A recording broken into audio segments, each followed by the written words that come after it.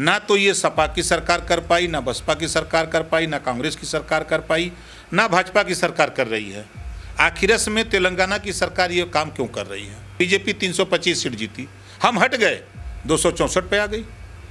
कि समाजवादी पार्टी और बहुजन समाज पार्टी ये पिछड़े दलित के बड़े रहनुमा हैं, मुसलमानों के बड़े रहनुमा बनते हैं और पिछड़े दलित के साथ अन्याय हो रहा है। अगर मुझे सत्ता प्राप्ति होती, रुपया कमाना होता तो मैं तो मंत्री था ही, रिजाइन क्यों दिया?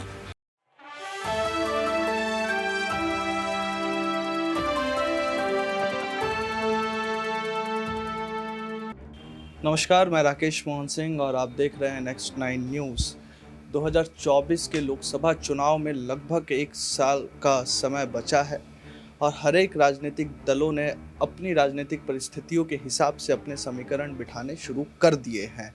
अब 2024 के चुनाव में यूपी एक महत्वपूर्ण प्रदेश है, देश का सबसे बड़ा सूबा है और लोकसभा में जिस भी पार्टी को मजबूत परिस्थिति में रहना है उसे यूपी में अपनी पकड़ मजबूत करके रखनी होती है।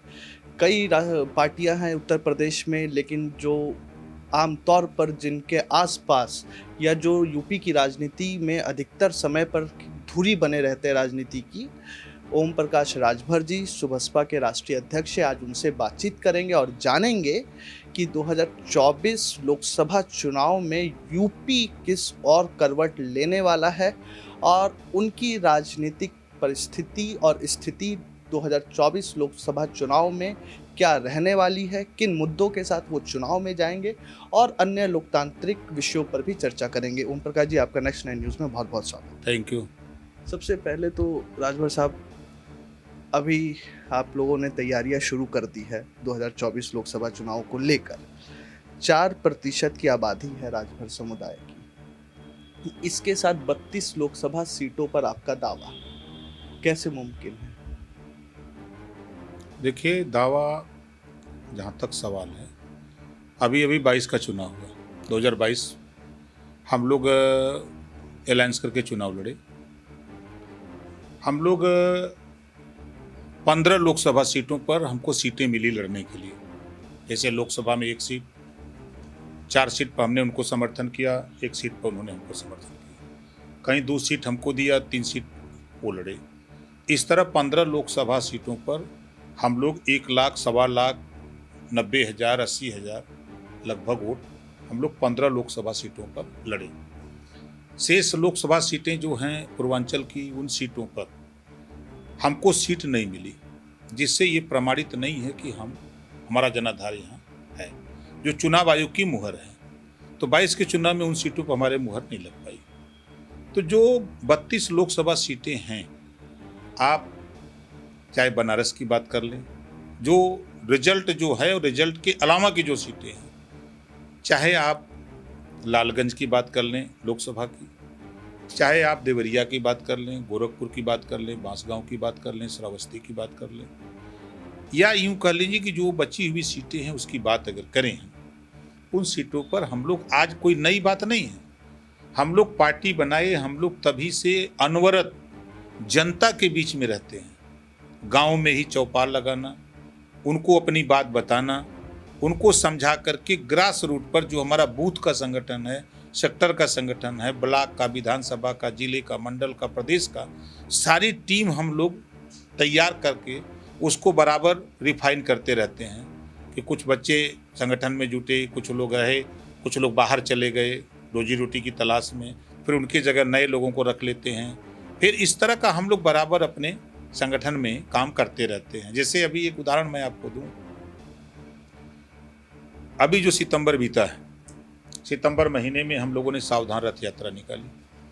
उत्तर प्रदेश के 75 जिले में सावधान यात्रा चलाई और यहाँ से होते हुए हम लोग बिहार गांधी मैदान पटना गए, एक बड़ा कार्यक्रम गांधी मैदान पटना किया। फिर उससे लौट करके आए तो हम लोगों ने महिला महारैली के नाम से मंडल स्तर पे, जैसे हम लोग आजमगढ़ मंडल में मऊ किए, फैजाबाद मंडल में हम लोगों ने सुल्तानपुर किया, हम लोगों ने बस्ती मंडल में बस्ती में किया, गोरखपुर मंडल में गोरखपुर किया, जहाँ 10,000 महिलाएं, खाली महिलाएं, ये भी नहीं उसमें पुरुष नहीं, महिलाएं घर से निकल करके मीटिंगों में आई हम लोगों की विचारधारा की वजह से।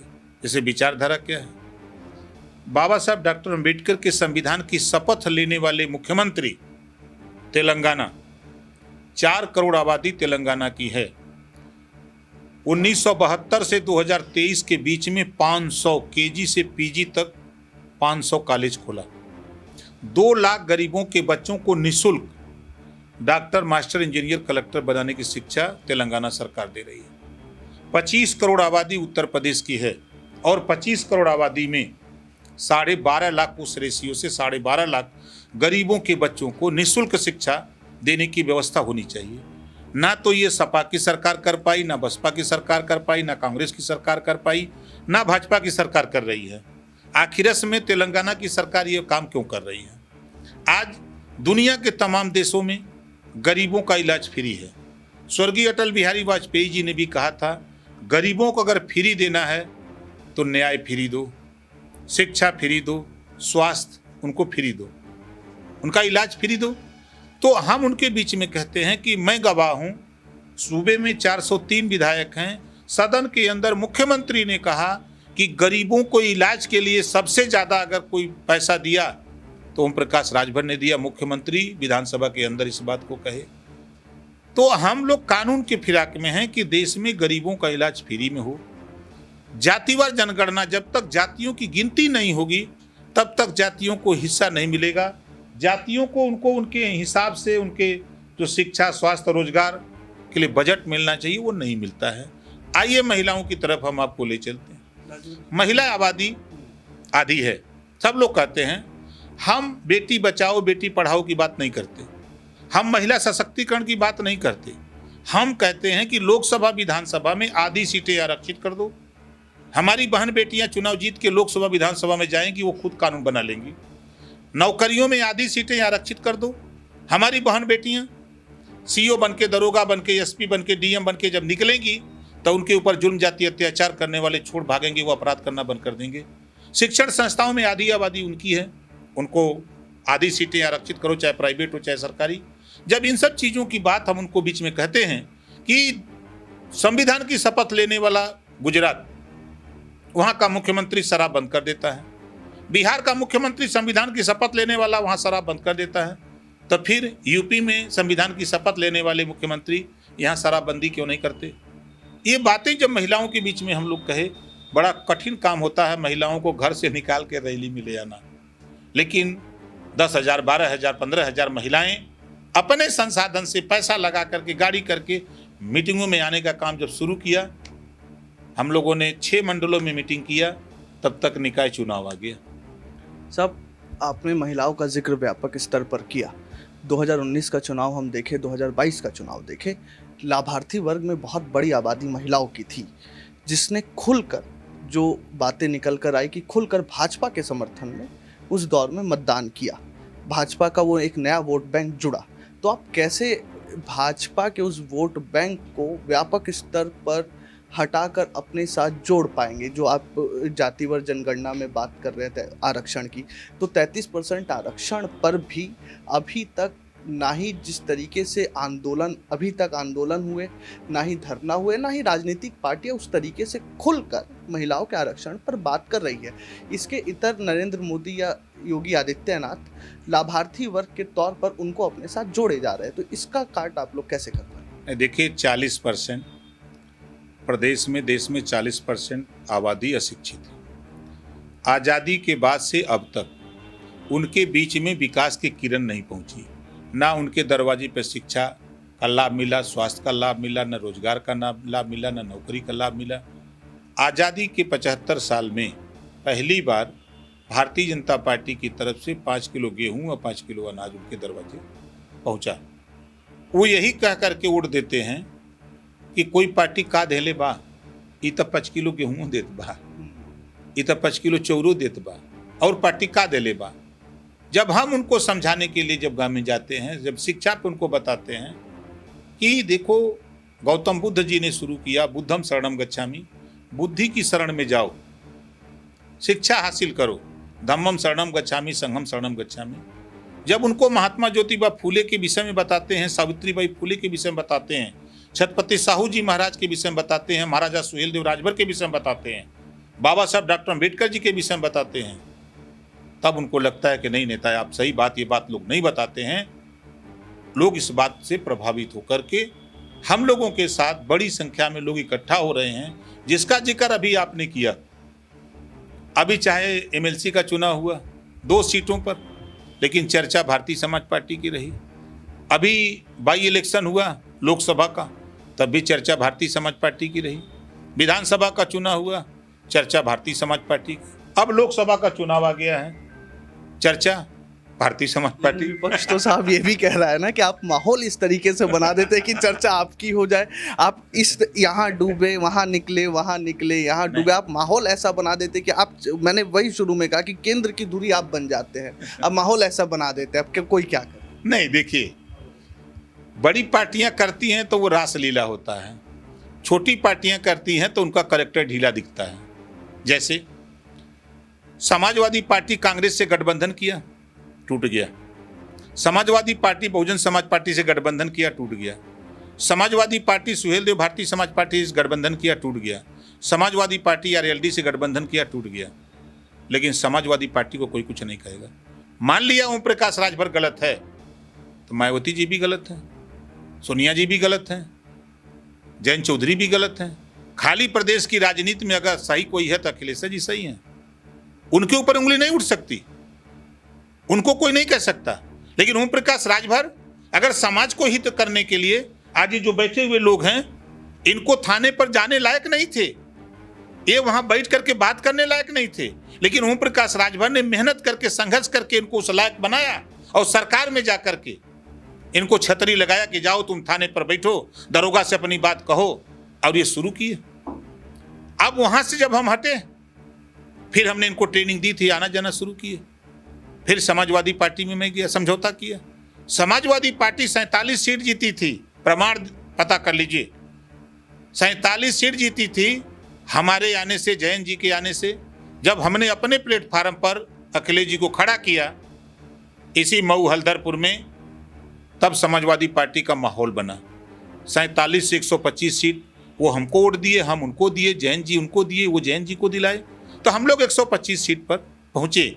ये हमारी उपलब्धि सबके दिमाग में बात आई। जब मैं बीजेपी के साथ था तो बीजेपी 325 सीट जीती, हम हट गए 264 पे आ गई।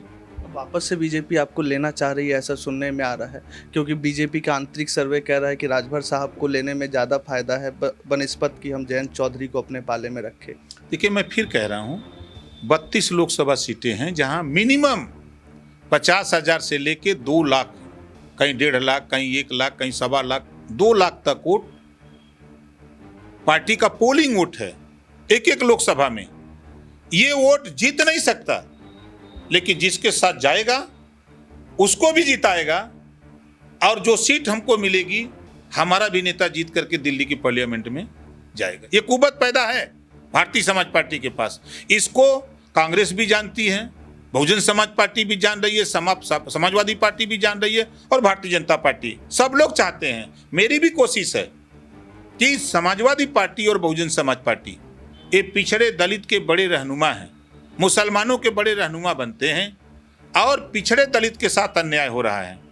हाई कोर्ट ने कहा कि शिक्षक भर्ती में 22,000 पद पिछड़े दलित का लूट लिया गया, वहां से भी मुहर लग गई। अभी अभी ग्राम पंचायत अधिकारी की भर्ती में 257 पद पिछड़ों का लूट लिया गया। चाहे असिस्टेंट प्रोफेसर की भर्ती हो यूनिवर्सिटी में, डिग्री कॉलेजों में, वहां भी हिस्सा नहीं मिल रहा है। ये दोनों नेता किस बात के लिए हैं पिछड़ों के नेता? ये दोनों नेता एक साथ माननीय योगी आदित्यनाथ जी वर्तमान मुख्यमंत्री से क्यों नहीं मिलते कि समाज के साथ अन्याय हो रहा है, हम उनकी रहनुमाई करते हैं। ओम प्रकाश राजभर 3 बार मिला शिक्षक भर्ती को लेकर के, यही अखिलेश जी सवाल खड़ा किए, ये तो बीजेपी में जा रहे हैं। अगर पिछड़े दलित के सवाल पे जब अन्याय हो रहा है, उस सवाल पे हम सोनिया जी से जाके कहेंगे, हम अखिलेश जी से कहेंगे, मायावती जी से कहेंगे, हम कहेंगे तो मुख्यमंत्री से ना कहेंगे। हम वहां मिलते हैं तो पीड़ा होती है। अब ये उस व्यक्ति के ऊपर 100 से ज्यादा मुकदमे जिसके ऊपर लिखे हों, उसको बचाने के लिए प्रोफेसर राम गोपाल जी मुख्यमंत्री से मिल सकते हैं। 100 से ज्यादा जिसके ऊपर मुकदमे लिखे हों उसको बचाने के लिए प्रोफेसर राम गोपाल मुख्यमंत्री से मिल सकते हैं। 22,000 पिछड़े दलित का हक लूटा गया, उसके लिए न तो प्रोफेसर राम गोपाल जी के पास टाइम है, ना अखिलेश जी के पास टाइम है, ना मायावती जी के पास टाइम है। आपने दलित शोषित वंचित वर्ग की बात की साहब, लगभग हम मोटा मोटी अनुमान लगाए तो 70% के आसपास मुस्लिम, दलित, जाटव, गैर जाटव, यादव ये सब समुदाय है यूपी में।